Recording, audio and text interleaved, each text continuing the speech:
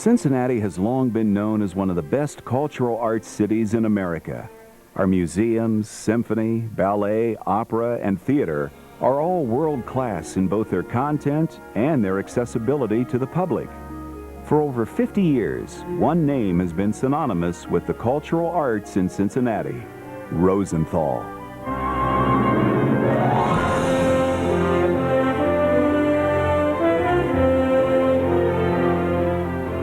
Richard Dick Rosenthal was born and raised in Cincinnati. He married and raised his own children here. He spent his professional years here too, working in his family's publishing business until he eventually took it over. To say that Dick Rosenthal was known and respected as a Cincinnati business leader would be correct. But most of all, Dick Rosenthal is known for what he has given back to the city and what he has done to ensure that Cincinnati remains a leading national cultural arts center. The Rosenthal family has been a fixture in the Cincinnati business community for more than 4 generations. Sam Rosenthal, Dick's great-grandfather, established the S. Rosenthal Printing Company in 1868. Ed Rosenthal, Dick's grandfather, founded F&W Publications, and its first publication, American Chauffeur, debuted in 1913.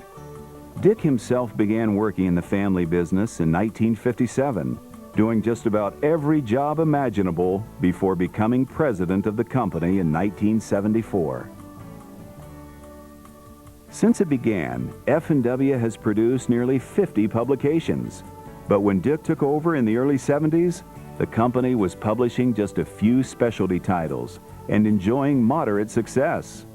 He decided to change that. He led the launch of new titles targeted to specific creative fields and branched out into conferences, books, and education programs. Dick led the company through many years of growth, taking it from just a handful of employees and titles in publication to over 300 employees, with 15 magazines, almost 1,000 book titles, and a customer base of nearly 1 million.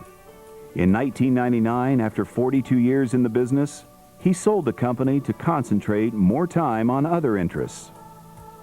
Dick and his wife Lois continue to pursue another interest, making Cincinnati culturally diverse and easily accessible to everyone.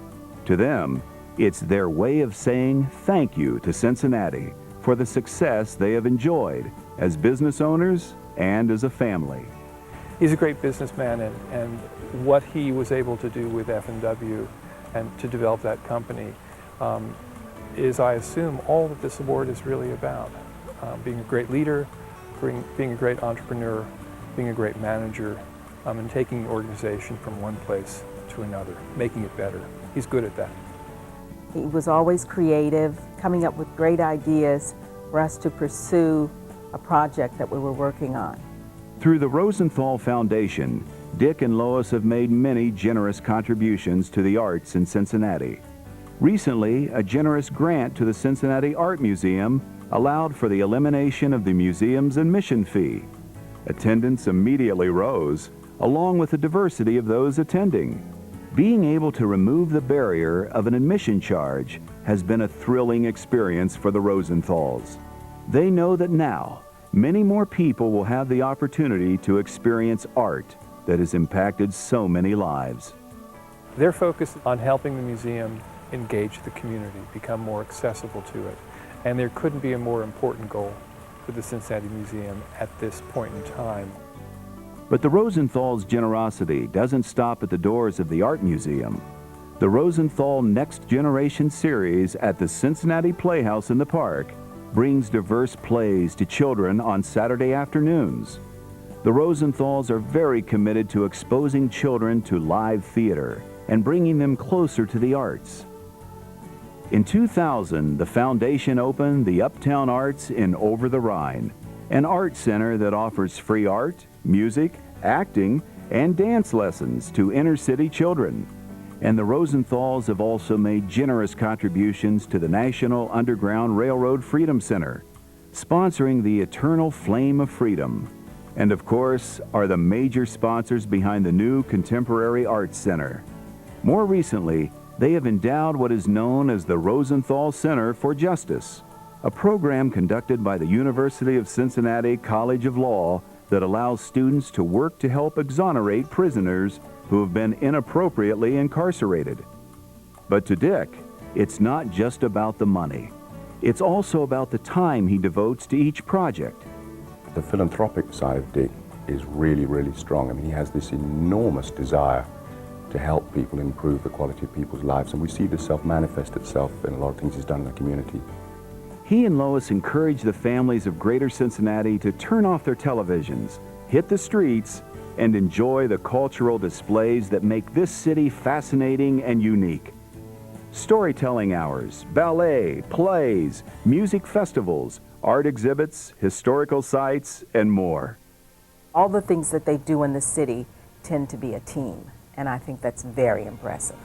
And I think all of the things that they do are our rewards that they give back to us.